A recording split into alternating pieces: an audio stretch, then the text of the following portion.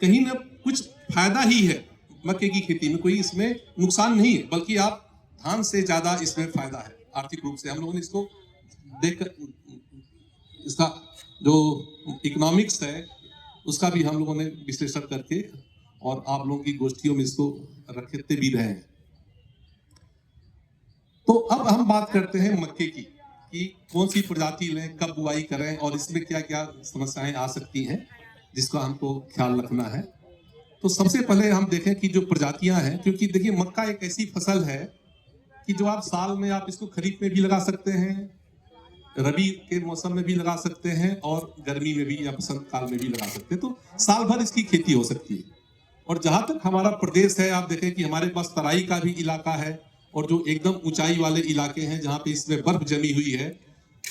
तो इतनी भौगोलिक विविधता है, लेकिन मक्का एक ऐसी फसल है कि जिसकी बुआई हम तराई में भी कर सकते हैं और एकदम ऊंचाई वाले जो क्षेत्र हैं वहां पे भी मक्के की खेती कर सकते हैं। तो एक तो इसकी खेती की एक फायदा है। दूसरा है कि मक्के का आप देख रहे हैं कि विविध तरह से हम उपयोग कर सकते हैं।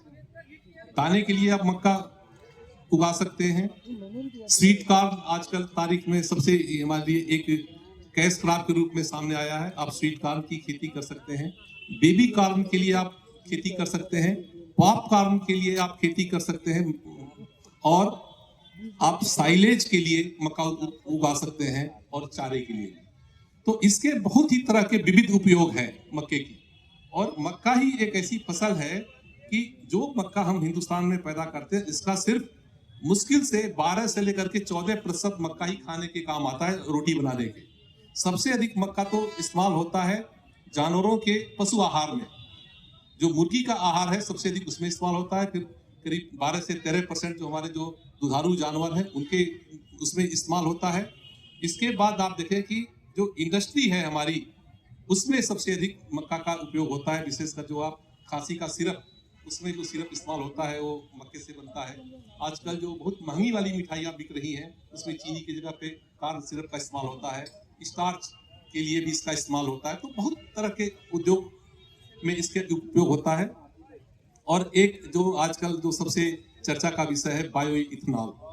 तो आजकल इससे हम इथेनॉल भी पैदा करके और उसको पेट्रोल में मिला रहे हैं। अभी 20% तक मिलावट किया जा रहा है और अभी इसको बढ़ा करके 30% तक 2030 तक करने की भारत सरकार की योजना है।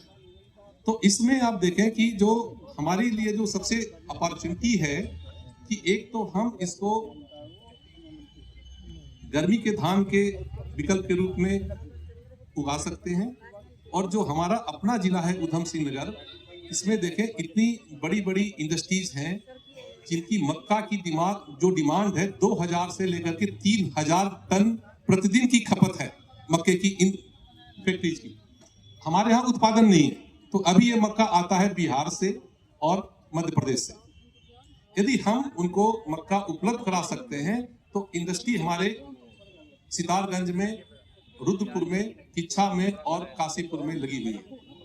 जो सितारगंज में और रुद्रपुर की जो फैक्ट्रियां हैं, इससे जो है आहार बनता है, मेडिसिन बनता है। और जो काशीपुर में और जो किच्छा में जो फैक्ट्रियां लगी हुई हैं उससे इथेनॉल बनता है। तो डिमांड की, मार्केट की कोई समस्या नहीं। अब हम आते हैं कि जो प्रजातियां हैं, सभी प्रजातियां आप इस सीजन में नहीं लगा सकते हैं गर्मियों में। तो इसके लिए देखें तो बहुत सारी प्रजातियां बाजार में उपलब्ध हैं, लेकिन जो अच्छी है मैं उसमें से कुछ का नाम आपको बताना चाहूंगा कि जो एक कंपनी है बायर की, बायर क्रॉप साइंस एक बड़ी कंपनी, मल्टीनेशनल कंपनी है। इसकी 2 प्रजातियां जो हम लोग पहले से उगाते रहे हैं, DKC 9108 9108 और दूसरी है 9208। ये दोनों प्रजातियां हम लोग पिछले कई सालों से टेस्ट किया है और 9208 इसमें सबसे अच्छी प्रजाति है। एक और प्रजाति इनकी आई है 9048। ये अभी पिछले साल हम लोगों ने इसको टेस्ट किया था। अभी इस साल इसका बीज बाजार में उपलब्ध है, लेकिन इसका बीज बहुत महंगा है और अभी हम लोगों ने इसका पूरे तरह से परीक्षण भी नहीं किया, तो इसके बारे में मैं कोई भी राय देने की स्थिति में नहीं हूँ। लेकिन 9208 और 9108 बहुत अच्छी प्रजाति है, इसकी उपज भी काफी पैदा होती है। दूसरी जो हमारी कंपनी है जो कोर्टेवा या पाइनियर, पुरानी जो कंपनी थी पाइनियर सीड, अब उसका नाम कोर्टेवा एग्री साइंस हो गया है, उसकी 2-3 प्रजातियां हैं। पी 1844 ये जो साइलेज के लिए बहुत अच्छी प्रजाति है, पी 1860, पी 1890 और पी 1899। तो इसमें सबसे अच्छी प्रजाति है पी 1899 जो लेटेस्ट है, और इसकी उपज भी जो मैं बायर की बताया था दोनों की लगभग एक जैसी है। बहुत सारी कंपनियां हैं, एडवेंटा है उसकी भी कुछ वैरायटी है, एक नोजीवीडू है उसकी भी वैरायटी है, एक वैरायटी जो हम लोगों ने पिछले 2-3 सालों से देखा है किसानों के क्षेत्र में अच्छा परफॉर्म कर रही है, वो है दानवीर, तो उसको भी आप अपना सकते हैं। सिमसिम भी इनकी एक वैरायटी थी जो काफी पुरानी हो गई है और उसकी उपज उतनी अच्छी नहीं, तो हम सिमसिम की जगह पे आप कहते हैं कि यदि आप इनकी कंपनी का लगाना है तो आप दानवीर लगाएं तो ज्यादा अच्छा है। आप देखें जो पब्लिक सेक्टर है, जो भारत सरकार की एक संस्था है मक्का अनुसंधान संस्थान लुधियाना में, उसकी भी 4 प्रजातियां हैं जो आप इस सीजन में लगा सकते हैं। IMH 22, IMH 23 और 2 प्रजातियां अभी इसी साल विमोचित हुई हैं, IMH 25 और IMH 26। लेकिन इसके साथ दिक्कत है कि इसका बीज आसानी से अभी उपलब्ध नहीं हुआ इस वर्ष, और उम्मीद करते हैं कि अगले वर्ष इसकी उपलब्धता सुनिश्चित हो जाएगी, तो आप इन प्रजातियों का भी खेती कर सकते हैं और इनकी भी उपज इन्हीं जो प्रजातियां हैं इसके लगभग बराबर है। तो ये जो भी प्रजातियां मैं बता रहा हूं आपको, ये लगभग 100 से 120 दिन के बीच में पक के तैयार होती है। कुछ प्रजाति कहते हैं कि 100 से 110 दिन में तैयार होती है, कुछ जो प्रजातियां जो सबसे जो हाई यील्डिंग है वो 110 से 120 दिन के बीच में तैयार होती है। तो मोटे तौर पे हम लोगों ने देखा है कि यदि आप बसंतकालीन मक्के की खेती करते हैं तो जिस तारीख को आप फरवरी महीने में लगाएंगे उसी तारीख को आप जून महीने में उसको आप काट सकते हैं। ये मोटा अंदाज है कि जिस तारीख को लगाएंगे उसी तारीख को आप जून के महीने में लगा देंगे। अब इसमें एक समस्या आती है कि लगाने के लिए तो आप मक्का फरवरी मार्च कभी भी लगा सकते हैं, लेकिन यदि आप मक्का आपकी खेत में खड़ा है और उसमें बारिश शुरू हो गई तो फिर दिक्कत आती है, क्योंकि उसमें फिर आप काट के रखेंगे कहाँ, सुखाएंगे कहाँ, तो जो सुखाने की दिक्कत आती है उसकी वजह से हम लोग कहते हैं कि आप कोशिश ये करें कि मक्के की बुआई 15 फरवरी तक कर दें। तो जो आज की तारीख है हमारे हिसाब से 1 से लेकर के 15 फरवरी इसके लिए सबसे उपयुक्त समय है, क्योंकि बारिश जो हमारे यहाँ जो मानसून है 15 से 20 जून के आसपास हमारे जिले में आता है, तो उसके पहले हमारी फसल पक के तैयार हो जाती है, तो इसी तरह से इसमें भीगने की या सुखाने की कोई समस्या नहीं आती। तो सबसे अच्छा समय है कि आप यदि फरवरी के पहले सप्ताह में कर दें तो अति उत्तम। नहीं कर सकते हैं तो आप 15 जो पहला पखवाड़ा है 1 से लेकर 15 फरवरी तक, वो इसके लिए सबसे अच्छा है। वैसे बुआई तो आप पूरे फरवरी भर कर सकते हैं, लेकिन सवाल वही है कि आप इसको फिर बारिश से कैसे बचाएंगे और उसको सुखाएंगे कहाँ, क्योंकि जो आपका मक्का है यदि आप उसको सीधे फैक्ट्री में बेच रहे हैं तो उस समय जो फैक्ट्री का जो खरीद है वो कहते हैं कि आपके पास 14% नमी होनी चाहिए, और जो भारत सरकार ने जो मिनिमम सपोर्ट प्राइस जो इसके लिए तय किया है वो 14% नमी पे किया, और फैक्ट्री वालों की भी डिमांड है कि आप 14% नमी पे हमको सप्लाई करें। तो उस समय चूंकि बारिश शुरू हो जाती है, वातावरण में नमी बहुत ज्यादा होती है और आप देर से बुआई करते हैं और जल्दी फसल काटने की जल्दी करते हैं, तो उसमें दाने में 18 से लेकर के 20-22% तक नमी होती है, तो उसमें दिक्कत होती है, इसको सुखाएंगे कहाँ।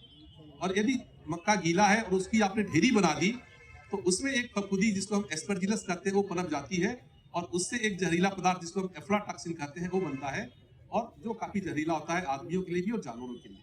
तो इसीलिए जो फैक्ट्री वाले हैं, यदि आपका मक्का गीला है और आपने 2-3 दिन के लिए ढेरी बना करके रोक लिया, उसको तुरंत सप्लाई नहीं किया, तो उसमें फिर एफ्लाटॉक्सिन की समस्या आती है, और इसीलिए फिर फैक्ट्री वाले जो विशेषकर जो फूड बनाते हैं उससे स्टार्च या कॉर्न सिरप वो फिर खरीदने से मना कर देते हैं, और ये दिक्कत आती है। इस तरह की दिक्कतें जो एल्कोहल वाली या बायो इथेनॉल वाली फैक्ट्रियां, वहां पे इस तरह की दिक्कतें थोड़ी कम है, तो उनको थोड़ा सा इसमें छूट मिल जाती है, क्योंकि इसकी क्वालिटी कंट्रोल का जो पैरामीटर उतना स्ट्रिक्ट नहीं होता उनके लिए, तो वहां पे थोड़ी सी इसमें ढील मिल जाती है हमको। लेकिन फिर भी कोशिश ये करनी चाहिए कि हम कोशिश करें कि बारिश से पहले हमारा मक्का करके तैयार हो।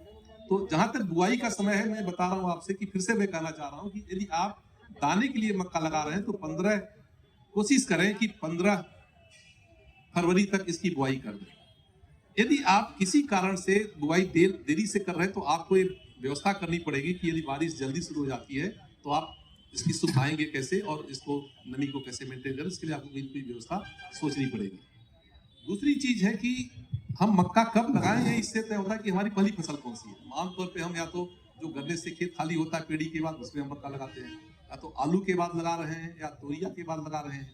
यही जो फसलें हैं उसके बाद या जो सबसे अधिक एरिया है हमारा मक्के का वो है सब्जी वाले मटर के बाद। तो खेत खाली कब हो रहा है इस पे तय करता है। तो आप ये देखें कि यदि आपका खेत देरी से खाली हो रहा है तो मेरी आपसे सलाह ये है कि बजाय कि आप दाने के लिए मक्का उगाएं, इसके बजाय आप स्वीट कॉर्न पैदा करें, क्योंकि स्वीट कॉर्न में आपको भुट्टा सीधा तोड़ना होता है। तो आपकी फसल करीब 20 से 25 दिन, करीब 1 महीना पहले तैयार हो जा रही है। तो यदि आप देरी से बुआई कर रहे हैं तो आप दाने वाले मक्के की बजाय आप मीठी मक्का या स्वीट कॉर्न जिसको कहते हैं हम उसकी जो है आप प्रजाति लगाएं। बहुत सारी प्रजातियां बाजार में उपलब्ध हैं। शुगर 75 सबसे पॉपुलर और सबसे अच्छी प्रजाति है और भी कई प्रजातियां हैं। और दूसरा जो हमारे लिए फायदा है कि स्वीट कॉर्न के लिए हमारे पास भी इंडस्ट्री यहाँ पे उपलब्ध है। जो अभी फैक्ट्रियां जो फ्रोजन मटर तैयार करती हैं वो मटर के बाद फिर स्वीट कॉर्न आपसे खरीद लेती है। तो आप उन फैक्ट्रियों को जो फ्रोजन फैक्ट्रियां हैं और हमारे जिले में बहुत सारी हैं वहां पे आप स्वीट कॉर्न सीधे सप्लाई कर सकते हैं। तो यदि आप फरवरी के बाद मक्का लगाते हैं तो हमारी आपसे सलाह है कि आप दाने के बजाय आप स्वीट कॉर्न के लिए मक्का उगाएं। उसके बाद भी मान लीजिए कि आप 15 मार्च तक भी नहीं लगा पा रहे हैं मक्का, तो उसके लिए सबसे अच्छा उपाय है कि आप साइलेज के लिए मक्का लगाएं। साइलेज के लिए मतलब आप मक्का लगाएंगे तो मक्का जो है उसकी हम चारे से थोड़ी सी अलग है, क्योंकि चारे में तो केवल हमको डंठल चाहिए होता है, लेकिन साइलेज के लिए आपको भुट्टा भी उसके साथ लगा होना चाहिए और जिसमें दूध वाली अवस्था हो वो सबसे अच्छी मानी जाती है। तो आप साइलेज के लिए मक्का लगाएं, वो ज़्यादा अच्छा है। और साइलेज के लिए अभी जो हमारे चौहान साहब हैं उन्होंने मुझे जो बताया कि डेयरी विभाग की एक योजना भी है जो आपको जो साइलेज के लिए पी 1844 प्रजाति है उस पर आपको वो निःशुल्क बीज उपलब्ध करा रहे हैं और करीब 300 किसानों को ये सुविधा दे सकते हैं। ज़्यादा जानकारी तो चौहान साहब बताएंगे आपको। तो आप यदि साइलेज के लिए मक्का लगा रहे हैं तो अच्छा है कि आप सरकार की योजना भी है और जो यहाँ आंचल डेयरी है जो हमारी वहाँ पे जो पशु आहार बनता है वहाँ पे साइलेज बनाने की फैक्ट्री भी है और आप सीधे सप्लाई कर सकते हैं आंचल पशु आहार शाला को और आप साइलेज में बेच सकते हैं। तो ये कुछ चीजें थी जो मैं आपको बताना चाह रहा था। जब खेती की बात कर रहे हैं तो बीज की बात हो गई, बुआई की बात हो गई, कौन से मक्का लगाना है,